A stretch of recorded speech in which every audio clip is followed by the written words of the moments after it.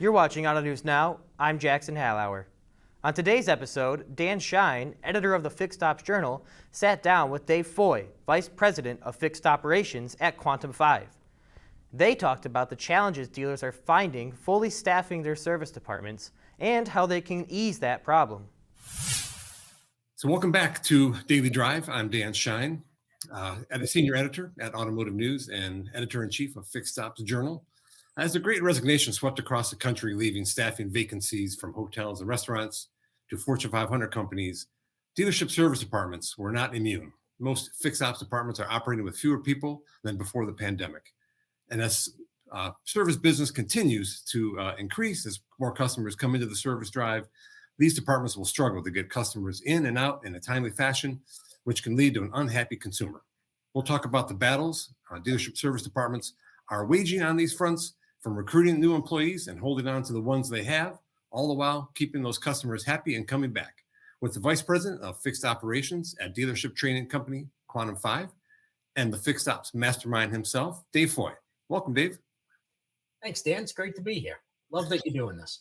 Thanks. Now, before we get into discussion, I want to talk a little bit about this mastermind moniker that you have. Now, who came up with that, and how long have you been carrying that name around? So I've been carrying that around for about 3 years now. It started out because I was trying to create the mastermind group, and somehow that mastermind group then became my my moniker. So, all right. Now, is it burdensome to have it be called the mastermind? Because people look around and say, "Well, I don't know, but let's ask the mastermind. He'll know." Yeah, it's funny. I'll say to my wife at times, I hope they don't ask me that question because I don't know the answer to it. It reminds me of the Seinfeld episode where Elaine's boyfriend, says everyone must call him the maestro. Now, do you make people call you the mastermind? Yeah, so I don't, but I'm considering it in Q3 for this year. So. Okay.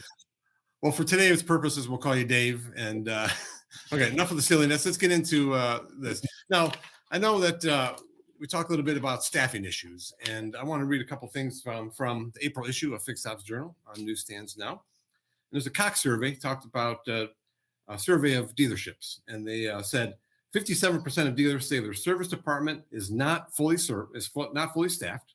80% of dealers expect labor shortages to continue or worsen, and 29% of dealers report an increase in service staff turnover since before COVID-19. So you've been out there talking with service folks. How bad is it? Yeah, it certainly is an issue. I think there's a lot of things that we can do to prevent it from being any worse than it is. Some of it is just the worldwide pandemic and what's happening, right? Mm-hmm. Some of it is our own doing at the dealerships by not providing some flexibility and not maybe making it look as attractive as an issue, as a career as it could be. And is it all levels? Are we talking from porters and valets to techs to service advisors, all staffing issues at all kind of levels?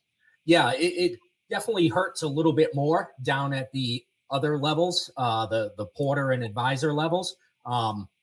Technicians, you're starting to get technicians that are moving themselves out of the industry into different industries, or the older technicians are retiring. But the incoming people is really where you feel it the most. The porters, those starting positions in the dealership. And what can dealership service departments do about this? I mean, tech turnover has been a big problem for years now. I think CCIS did a certain recent study about, needing 100,000 more in the next, 2 years, 3 years. Where can dealership service departments find folks to fill these vacancies? Yeah, so it all starts with a shift in how we think about where we find our team members, right? For as long as I've been in this business, people looked at service advisors as somebody who had to come with a technical background. I came from being a technician up to a service advisor. Does it have its advantages? Yes. It also has disadvantages. What we really need is people who can take care of other human beings. right? So we need to expand where we're looking for our team members and not just think that they have to come with technical background or that they have to have some sort of service advisor experience before they get to us. Plenty of people, you go to get your coffee in the morning and the person is great and friendly every time you get there. That's a person you can bring into your service department. On the technician side, where everybody is concerned about the technician shortage, we've got things that we need to do there. We need to make it a better environment for our technicians. We need to find ways to make the job more flexible for them, to make maybe some changes in pay plans. That's a little bit bigger issue because you run into state issues there. It's not something you could do countrywide all at once. But also we need to get into the schools, into the tech schools, the voc schools, and start to let them see that automotive is still a great place to go for your career.